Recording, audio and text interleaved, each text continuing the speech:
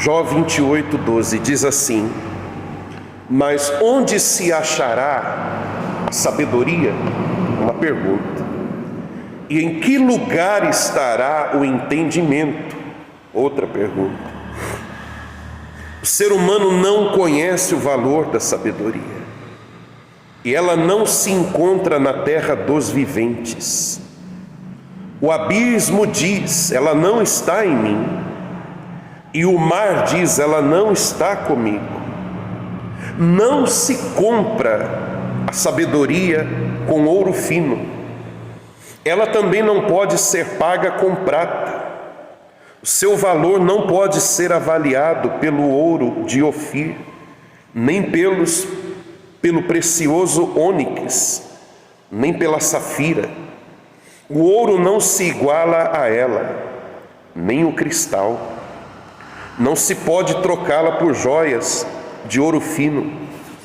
Ela faz esquecer o coral e o cristal. O preço da sabedoria é maior do que o das pérolas.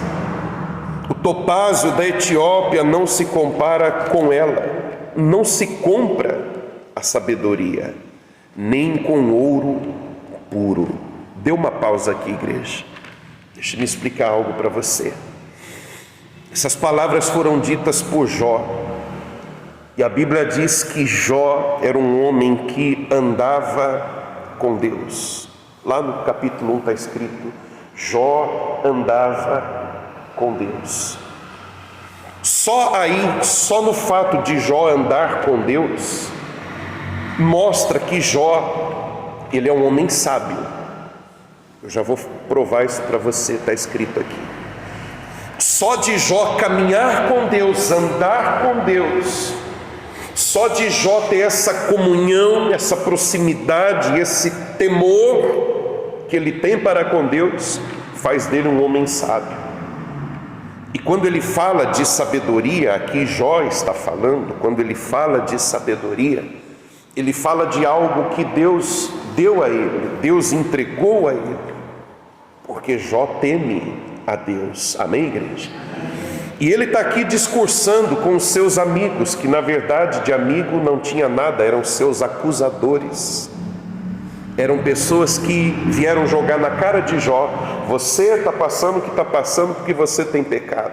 Você está passando o que está passando porque você é infiel. Você está passando pelo que está passando porque você é injusto. Ninguém chegaria a esse ponto se não tivesse dívida no cartório. Você é culpado, Jó. Você fez isso, Jó. Você fez aquilo, Jó. Jó, consulta o seu coração, você vai encontrar coisa errada, Jó. E Jó, ele tenta argumentar, ele tenta se defender. E nesse ponto aqui, tudo que ele fala é a mais pura verdade, é a mais pura realidade. Se você ler os versículos anteriores, Jó, ele vem descrevendo o que o homem é capaz de fazer para encontrar algo precioso. Depois em casa você lê. Jó, ele está dizendo que o homem é capaz de fazer, o garimpeiro, para encontrar algo de valor. O homem cava uma mina nas profundezas para extrair de lá algo valioso, seja ouro, seja pedra, seja prata. O homem, se você ler, você vai encontrar que ele se pendura numa corda, num penhasco, para explorar aquela parede rochosa, para dali tirar algo de valor.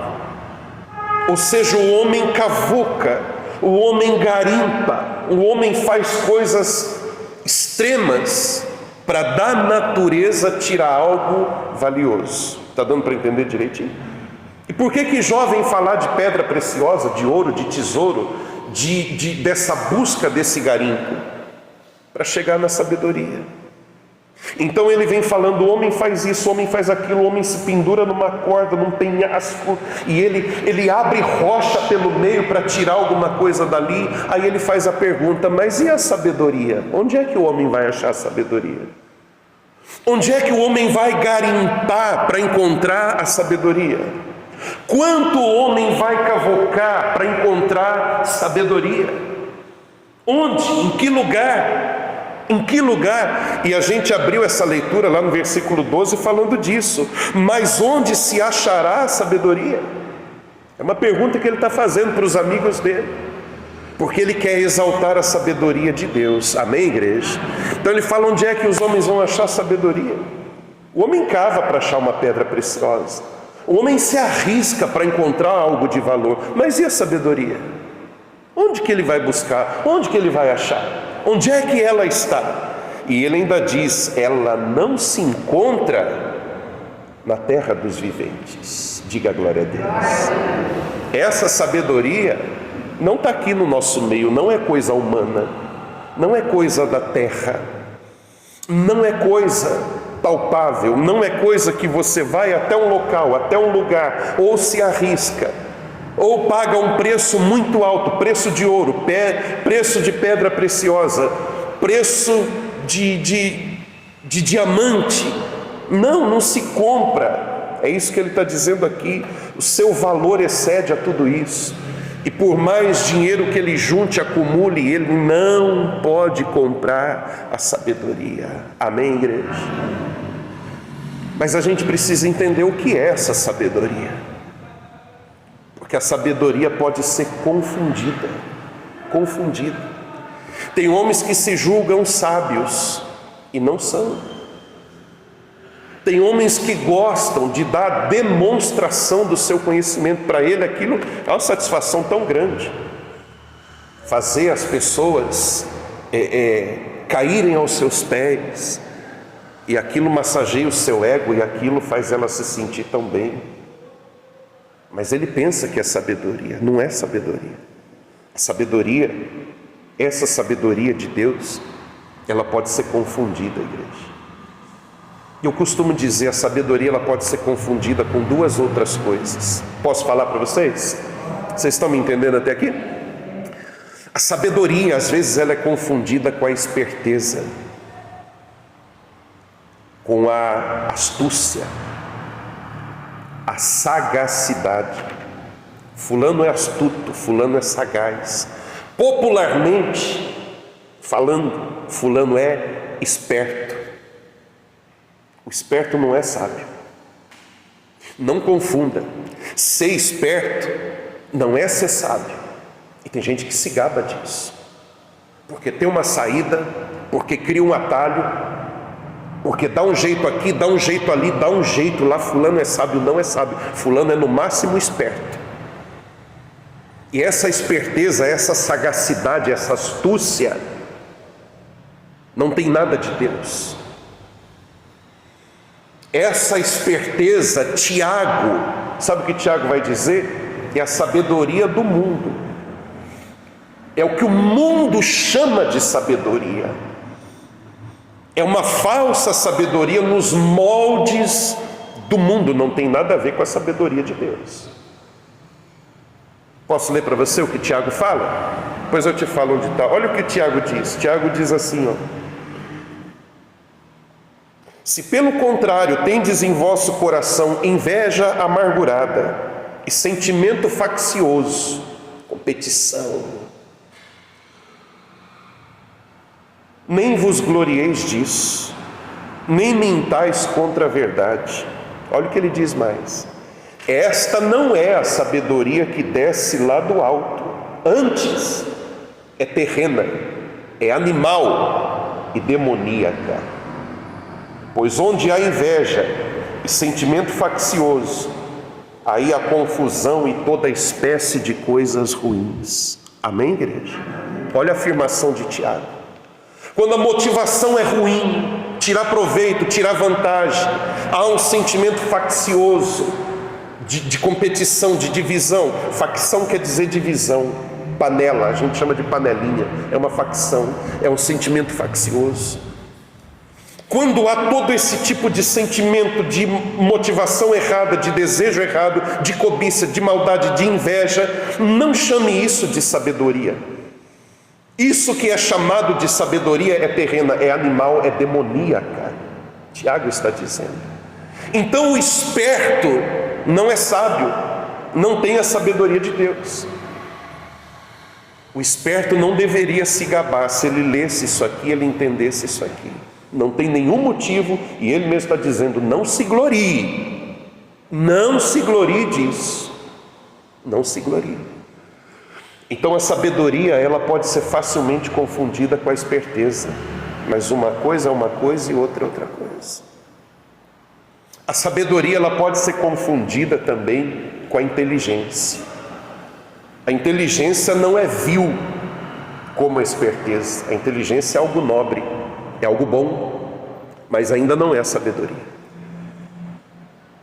Jó está dizendo que a sabedoria não se compra, não tem ouro, não tem tesouro, não tem dinheiro acumulado que possa comprar a sabedoria, porque ela não está nesse mundo, ela não se compra com dinheiro. A inteligência você adquire, você paga um preço e você adquire. Um jovem, um estudioso, um homem, uma mulher pode se tornar muito inteligente, mas muito inteligente, mas ele vai ter que pagar um preço para isso. O preço do estudo, o preço da pesquisa, o preço de ir atrás, o preço dele, assim como o homem, ele vai lá na rocha e cavoca para tirar algo de valor, assim o homem estudando, ele vai cavocando, vai ligando os pontos e ele vai então adquirindo inteligência. A inteligência se adquire na escola, na faculdade, nos livros, nas pesquisas, em você se dedicar a isso, você adquire inteligência. E é algo muito bom. Por causa da inteligência, o mundo se desenvolve, as coisas melhoram, as coisas se tornam mais fáceis. Por causa da inteligência, por causa do preço pago por muitos cientistas, horas sem dormir, feriados sem se divertir, por causa do preço pago por muitas pessoas, a ciência, a tecnologia avança para trazer algo positivo para a nossa vida. Eu não posso negar que muitas vezes negativo, porque o homem tem essa capacidade de usar a inteligência pro mal. Você concorda comigo?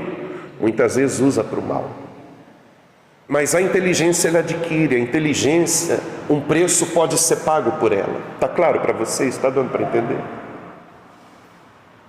Mas a sabedoria, eu continuo afirmando para vocês, não tem preço. Eu repito as palavras de Jó, você não encontra nessa terra. Não está na terra dos viventes, como está escrito aqui. Não se compra a sabedoria com ouro, com fino, tesouro e riqueza. Não se compra. É o que Jó está dizendo. Amém, igreja? Então, como se adquire a sabedoria?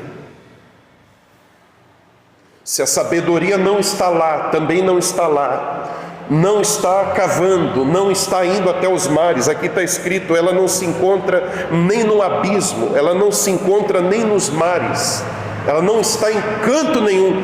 Então onde está e onde alcançar a sabedoria? Onde é que ela está? A sabedoria é divina, a sabedoria ela vem do próprio Deus. Diga glória a Deus. É uma dádiva, é um presente. A sabedoria só Deus pode nos dar e mais ninguém. Lembra que eu falei de Jó? Jó andava com Deus, Jó tinha intimidade com Deus, comunhão com Deus. Então Jó, ele tinha propriedade para poder falar de sabedoria. Ele tinha essa autoridade. Salomão, considerado o homem mais sábio que já existiu, ele faz uma afirmação centenas de anos depois. E essa afirmação é a mesma que Jó fez centenas de anos antes. Eis que o temor do Senhor é a sabedoria. É o que Jó está falando aqui, e é o que Salomão, o homem mais sábio, tido como o homem mais sábio, vai dizer depois. Então Jó, ele tem o mesmo princípio de Salomão, o mesmo entendimento de Salomão. O temor do Senhor é a sabedoria. Guarde isso no seu coração. Sabedoria é uma coisa divina. Divino significa dizer aquilo que vem de Deus. Diga glória a Deus. Você quer ser sábio? Você prefere ser esperto ou ser sábio? Sábio. Ser inteligente é bom, mas você ainda prefere ser inteligente ou sábio? Sábio. É só em Deus que você encontra. E aí eu quero que você continue lendo comigo o versículo 20 em diante, para você entender e a gente encerrar. Diz assim: mas de onde vem a sabedoria? Ele repete a pergunta: de onde é que vem então? Se não vem daqui, se não vem dali, se não vem de lá, se não adianta cavar, se não adianta viajar, de onde é que vem? Em que lugar estará o entendimento? Está encoberta aos olhos de todos os seres vivos e oculta às aves do céu. Nem homens, nem nenhuma criação encontra a sabedoria. O abismo e a morte dizem: ouvimos com os nossos ouvidos a sua fama. Olha o 23. Deus lhe entende o caminho. É Ele quem sabe o seu lugar. Porque o seu olhar alcança as extremidades da terra. Ele vê tudo o que há debaixo dos céus. E olha aqui a demonstração da sabedoria de Deus.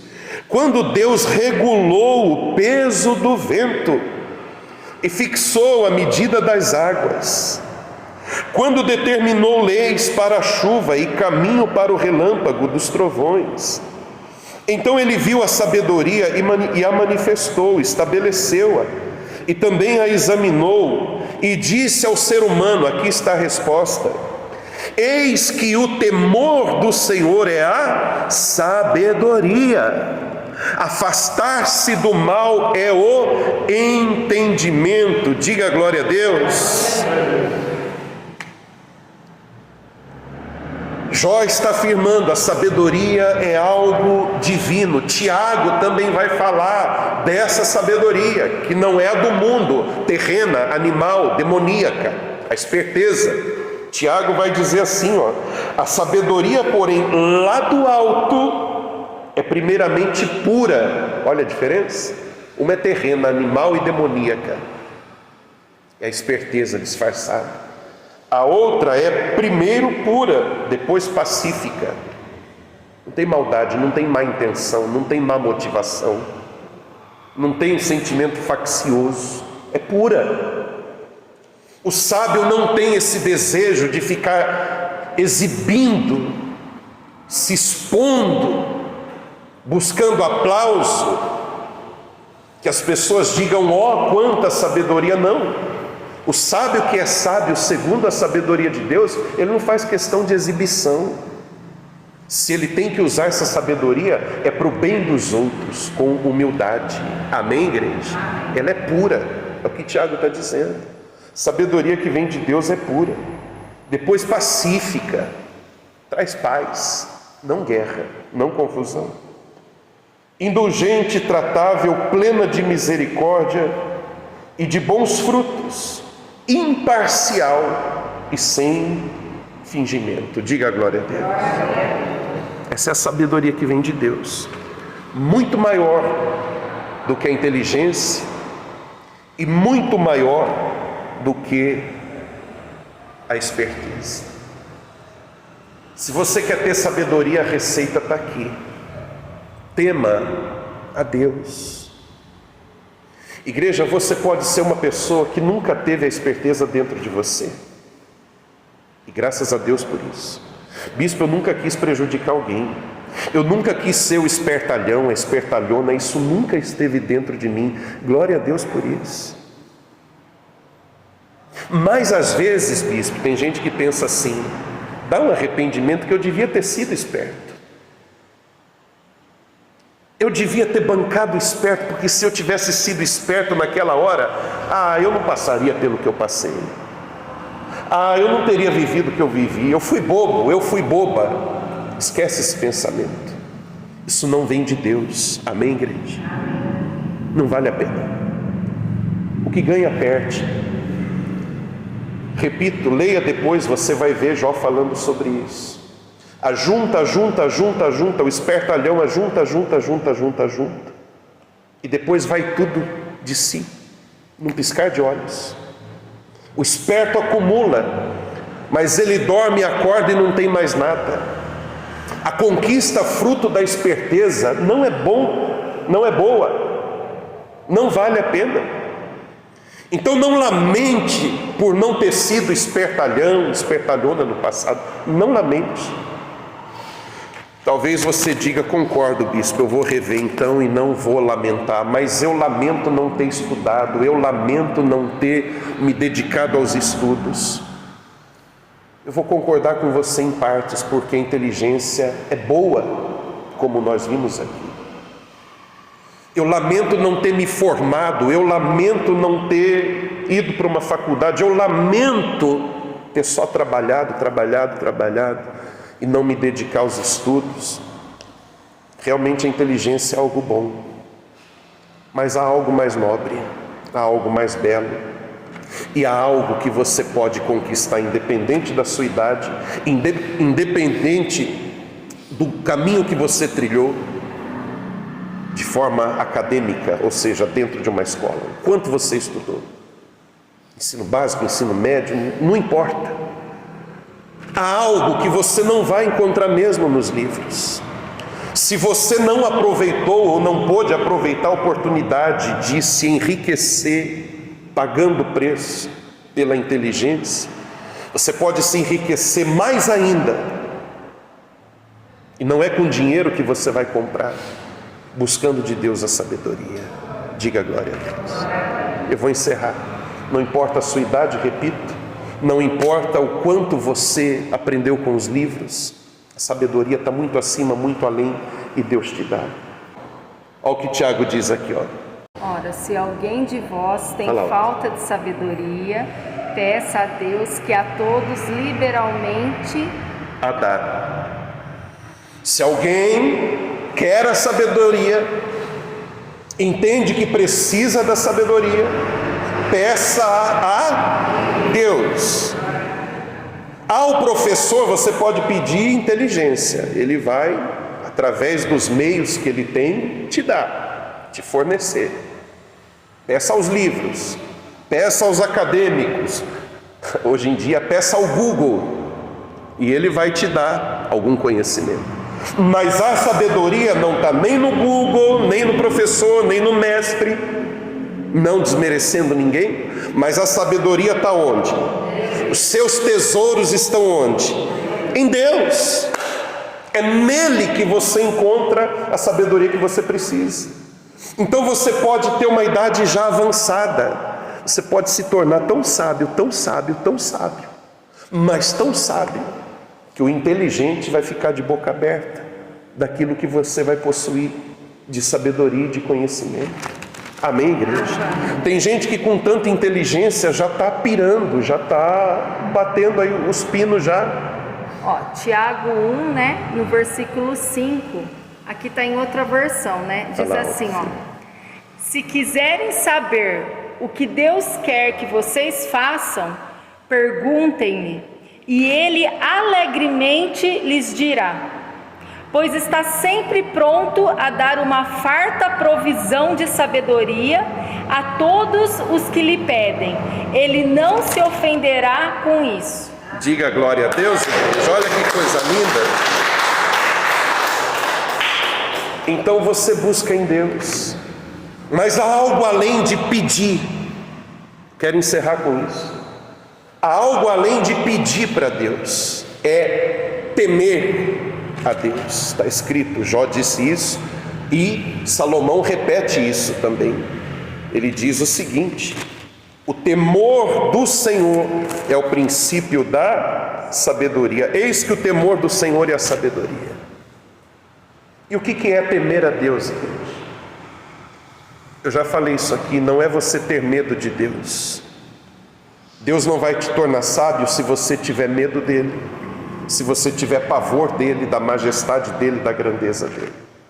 Essa versão que a pastora leu fala exatamente disso.